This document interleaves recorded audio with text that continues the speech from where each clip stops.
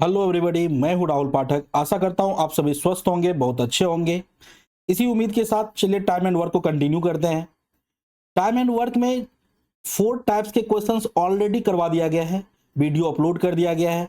आप लोग नहीं देखे हैं अगर, तो पहले उस वीडियो को देख लें, ताकि आपको जो नेक्स्ट टाइप हम करेंगे वो समझने में आसान सहूलियत हो, आसान लगे। क्योंकि आपको बेसिक कंसेप्ट वगैरह जो है वो ऑलरेडी करवा दिया गया है। तो जो लोग नहीं देखे वो लोग एक बार जाकर के जरूर देखें उसको, है ना। तो अभी हम लोग करने वाले हैं टाइप 5। टाइप 5 में हम आपको क्या बताने वाले हैं, एक कंसेप्ट समझाने वाले हैं। इसमें कौन सा कंसेप्ट यूज होगा पहले वो समझ लीजिए।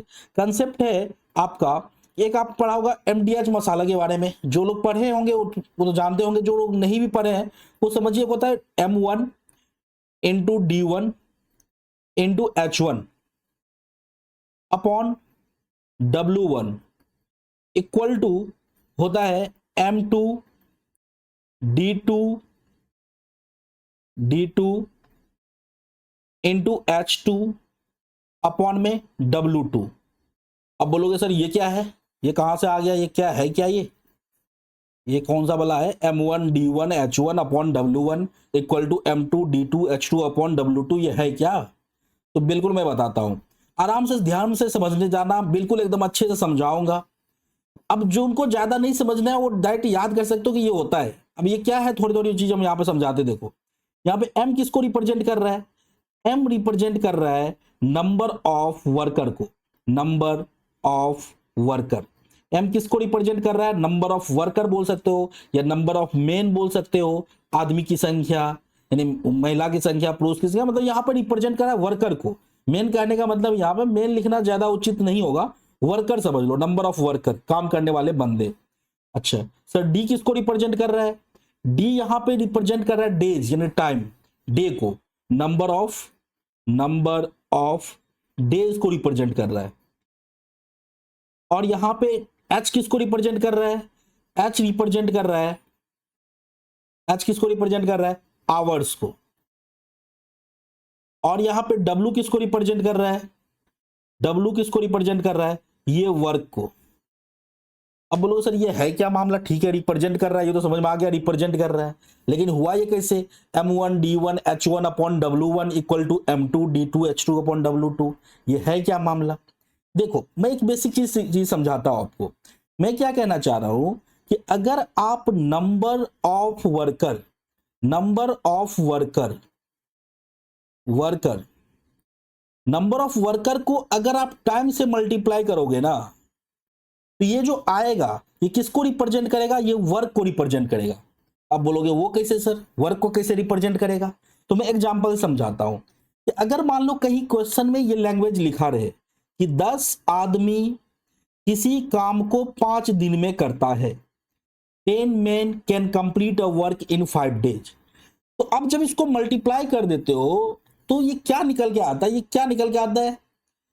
ये वर्क निकल के आता है। कैसे समझो, यहां पे जाने या अनजाने में आप ये मान के चलते हो कि मान लो सर, अगर वर्क की कैपेसिटी, सॉरी, एक आदमी की कैपेसिटी मान लो सर M है, एक आदमी की कैपेसिटी M है मान लो, यानी M की जगह 1 2 3 कुछ भी मान सकते हो, मैंने यहां M एज्यूम कर लिया। एक वर्कर की कैपेसिटी M है, तो 10 वर्कर की कैपेसिटी कितनी हो जाएगी? 10। एक आदमी अगर एक दिन में M वर्क कर रहा है, तो 10 आदमी मिलकर एक दिन में कितना काम करेगा? आप बोलोगे सर 10 गुने M कर दो, 10M हो जाएगा। अब ये हो गया 10 आदमी का एक दिन का काम। एक आदमी एक दिन में M वर्क कर रहा है, तो 10 आदमी मिलकर 10 गुने M, यानी कितने हो जाएंगे? 10M। ये हो जाएगा एक दिन का काम।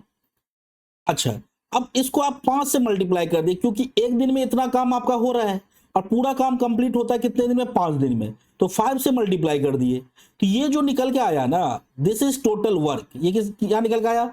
एक आदमी M काम कर रहा है, तो एक दिन में 10M काम हो गया, और टोटल 5 दिन लगे काम होने में। तो ये जो मल्टीप्लाई करके आएगा आपका, वो क्या हो जाएगा? ये टोटल वर्क को रिप्रेजेंट करेगा। एक चीज और समझना, अगर मान लो क्वेश्चन में कहीं पे इस तरह का लैंग्वेज लिखा रहे कि मान लो लिखा रहे कि 20 आदमी या 20 लड़का, आदमी हर जगह मतलब 20 लड़का 5 घंटे डेली काम करते हुए किसी काम को 10 दिन में निपटा देता है। इस तरह का लैंग्वेज लिखा रहे 20 लड़का जो है 5 घंटे काम करते हुए किसी काम को 10 दिन में करता है। तो देखो ये मैं थोड़ा सा बेसिक अंदर जाके समझाने की कोशिश कर रहा हूं, जिनको समझ में आ रहा है समझने की कोशिश करना, अदरवाइज अगर नहीं भी समझ में आ रहा है तो इस फॉर्मूला को याद कर लेंगे हम, मेरा काम चल जाएगा। ये ज्यादा समझने का उतना जरूरत है भी नहीं। अगर समझ में आ रहा है तो मजा आएगा। देखो क्या है, क्यों आखिर होता है ऐसा।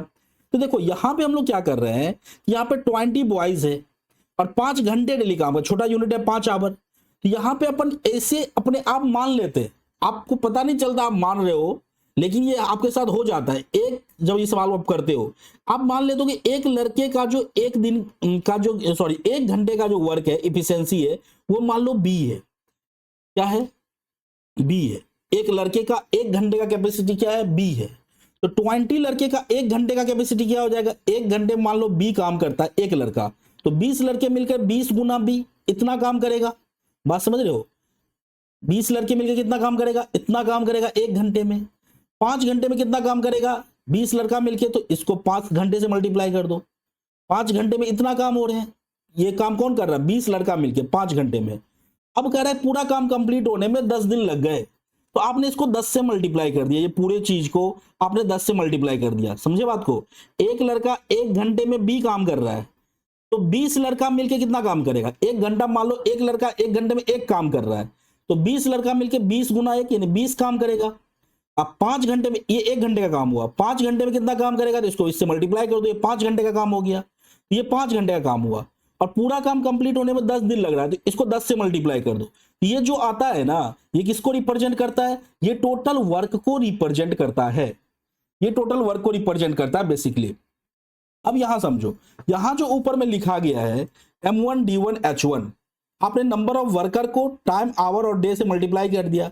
बेसिकली ये आपका वर्क है और वर्क में वर्क से डिवाइड कर दिया तो ये कैंसिल होकर 1 आ जाएगा। ये दूसरे साइड वाले जो है, ये भी ऊपर में लिखा हुआ है वर्क है। नंबर ऑफ वर्कर को टाइम, आवर और डे से मल्टीप्लाई कर दिया तो ये वर्क हो गया, और इसको इसी से डिवाइड कर दिया तो यहाँ पे W2 ये डिवाइड होगा 1 हो जाएगा। दैट्स वाई दोनों साइड ये क्या हो जाता है? बैलेंस हो जाता है, बराबर हो जाता है। ये कंसेप्ट है। अब मैंने ये जो भी कहानी यहाँ पे बताया, अगर ये आपको समझ में आया तो अच्छी बात है, समझ में आ गया तो अच्छी बात है। अगर नहीं भी आया तो ज्यादा टेंशन माइंड पे, दिमाग पे ज्यादा जोर देने की जरूरत नहीं है। हम आगे समझ में आएगा आपको, और नहीं भी आएगा तो कुछ होने वाला नहीं है, टेंशन मत लो। ये अगर आपको याद है तो सारे क्वेश्चन इससे बन जाएंगे। अब देखो क्वेश्चन कैसे पूछे जाते हैं इस टाइप के क्वेश्चन। देखो क्वेश्चन क्या है, पहला नंबर कह रहा है कि 6 बिल्ली है, 6 बिल्ली है, ये 6 चूहा खाती है। कितने दिन में भैया? 6 दिन में। तो कह रहा है बताओ 2 बिल्ली 3 दिन में कितना चूहा खा जाएगी। अब यहाँ चूहा जो है ना, 6 कौन है? 6 कैट। बिल्ली यहाँ पे काम करने वाला बंदा है, यहाँ काम कौन कर रहा है? बिल्ली। ये 6 बिल्ली है, 6 कैट, 6 कैट यहाँ पे ये वर्कर हो गया, इनटू 6 दिन काम किया, 6 दिन काम किया। और काम कितना किया? तो 6 रैट, 6 जो रैट है इसको ये खा रहा है, तो इसका जो वर्क हो गया, कितना काम किया? 6 चूहा खा लिया, ये इसका वर्क हो गया। इसी तरह से बोल रहा है, तो बताओ 2 बिल्ली, 2 बिल्ली जो है वो 3 दिन में, 3 दिन में कितना काम करेगा, कितना चूहा खाएगा? तो मान लो X चूहा खाएगा, X वर्क करेगा ये।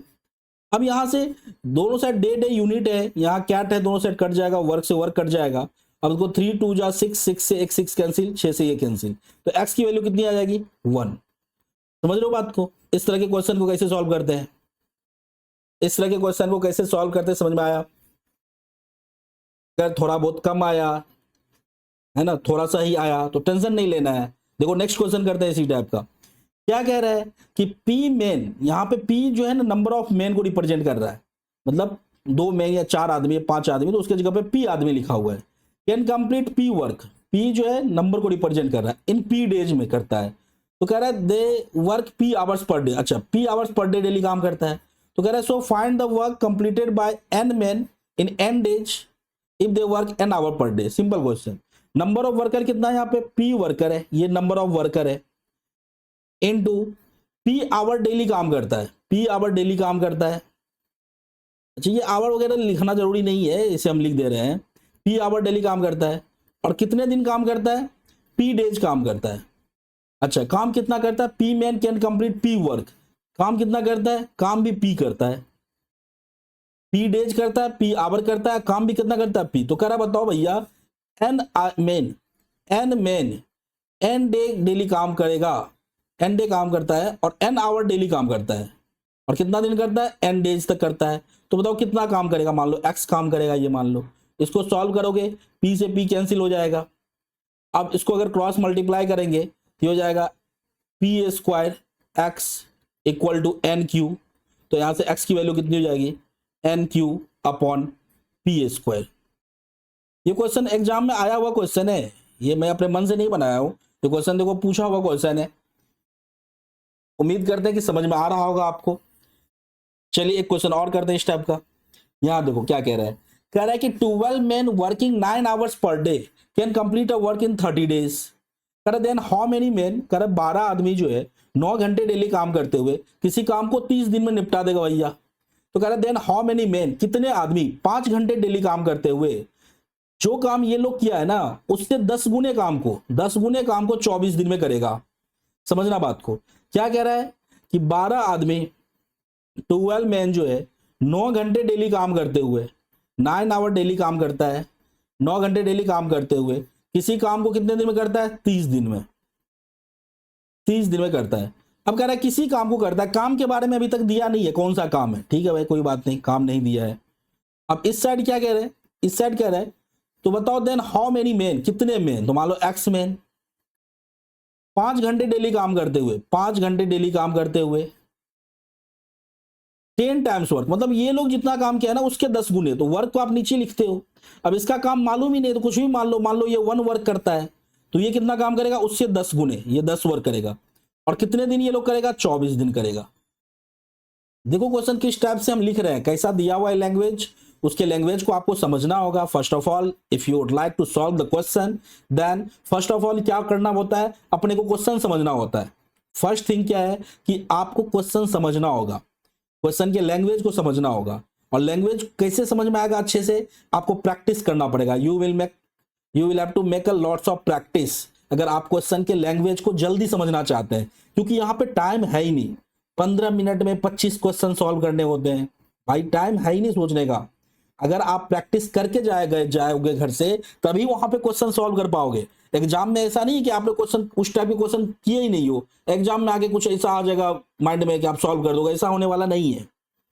आपको घर पे प्रैक्टिस अगर किए हो इस टाइप का क्वेश्चन जैसे आप बना के गए हो, ऐसे क्वेश्चन और भी बाद में हम प्रैक्टिस करवाएंगे। जैसे अभी तो हम टाइप वाइज करवाते जा रहे हैं, जब सारे टाइप में करवा दूंगा उसके बाद एक साथ क्या करूंगा, सारे क्वेश्चन जो मिसलेनियस क्वेश्चंस होंगे प्रैक्टिस आपको करवाऊंगा 100-150 क्वेश्चन, तो आपको अच्छे से क्लियर हो जाएगा यहाँ पे, तो आप एग्जाम में अच्छे से कर पाओगे। अब देखो यहाँ पे सॉल्व करते हैं, यहाँ से क्या हो जाएगा भाई, दो कैंसिल कुछ हो रहा है क्या, यहाँ देखो 5 से ये 2 टाइम्स में कैंसिल हो जा रहा है और 2 से ये 12 टाइम्स में।